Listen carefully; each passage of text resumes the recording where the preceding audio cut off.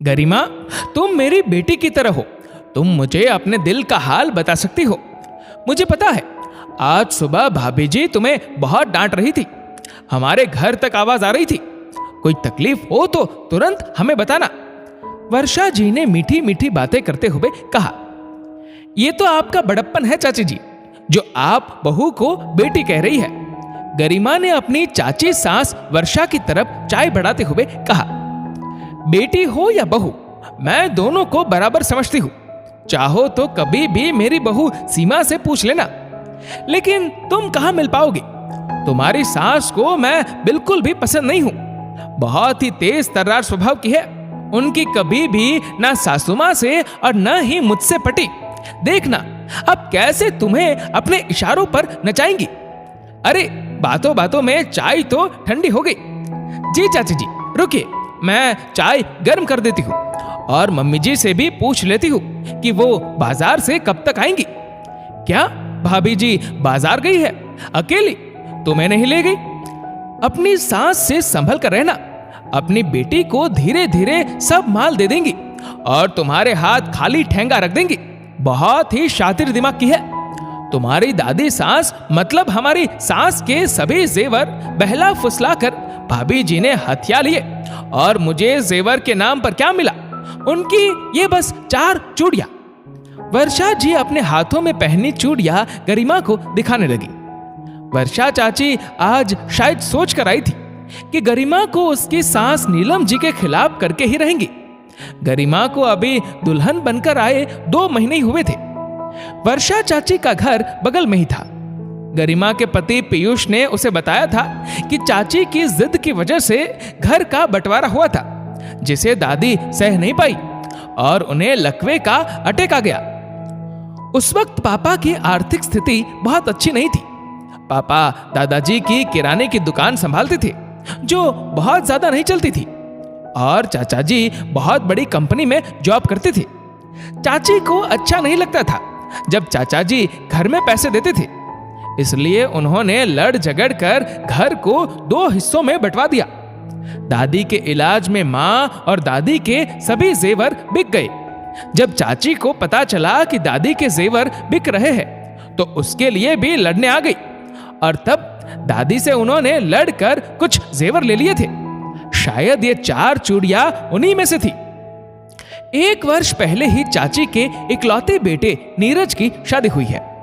दुनिया जहान के सामने चाची यही दिखाती कि वो अपनी बहू का बहुत ख्याल रखती और बेटी की तरह मानती है। जी हाँ, प्यार तो इतना करती है कि अपने बेटे बहू के हनीमून पर भी साथ गई थी। अरे हंसिए मत, वैष्णो देवी के दर्शन कराने ले गई थी साथ में। उसके बाद कभी भी घर से निकलने नहीं दिया। गरिमा को आए 2 महीने हो गए और वर्षा जी देखती कि हर संडे गरिमा और पीयूष बहुत मजे से अकेले घूमने जाते हैं। अब उनको ये डर सताने लगा कि ये सब देखकर उनके बेटा बहू भी घूमने न लगे। आज जैसे ही वर्षा ने देखा कि नीलम जी अपने बेटे के साथ कहीं जा रही है, तुरंत आ गई और आते ही गरिमा को अपने मीठी बातों के जाल में फंसाने लगी। जब 1 घंटे से भी ज्यादा हो गया तो गरिमा का धीरज जवाब दे गया और हाथ जोड़कर बोली, बस चाची जी, आपने मम्मी जी के खिलाफ सब जहर उगल दिया हो तो इसे समेट कर वापस अपने घर ले जाइएगा। यहाँ अपनी गंदगी छोड़कर प्लीज मत जाइएगा। ये सुनते ही वर्षा जी के तेवर बदल गए। अरे बहुत ही बदतमीज बहू हो तुम, एकदम अपनी सास की तरह। मैं कब से तुम्हें बेटी बेटी कह रही और तुम बेटी बोलने को किसने कहा? हाँ, मैं बहुत ही बदतमीज बहू हूं, लेकिन आपसे थोड़ा कम। बहुत देर से बर्दाश्त कर रही हूं। जब से आप आई है मम्मी जी के खिलाफ बोले जा रही है, लेकिन अब अगर एक भी शब्द और आपने मम्मी जी के खिलाफ कहा तो मैं भी तमीज भूल जाऊंगी। मम्मी जी की डांट में प्यार और मेरे लिए चिंता होती है।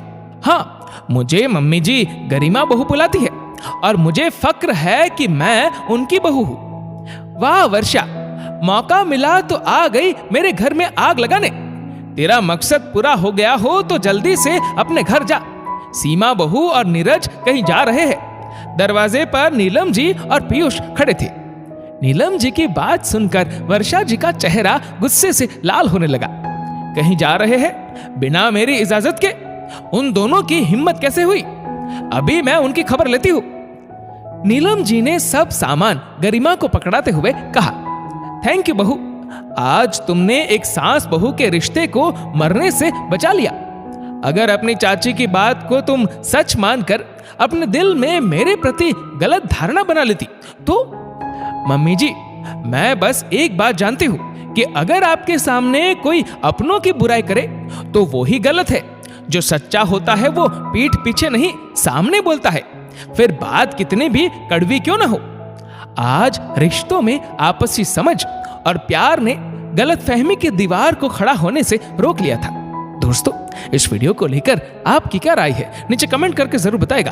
और अगर आपको वीडियो अच्छा लगा हो तो इस वीडियो को लाइक करेगा, शेयर करेगा ज्यादा से ज्यादा लोगों तक। और ऐसे ही और भी इंस्पिरेशनल वीडियोस के लिए सब्सक्राइब करें हमारे यूट्यूब चैनल को और फेसबुक पर फॉलो करें हमारे पेज को। धन्यवाद।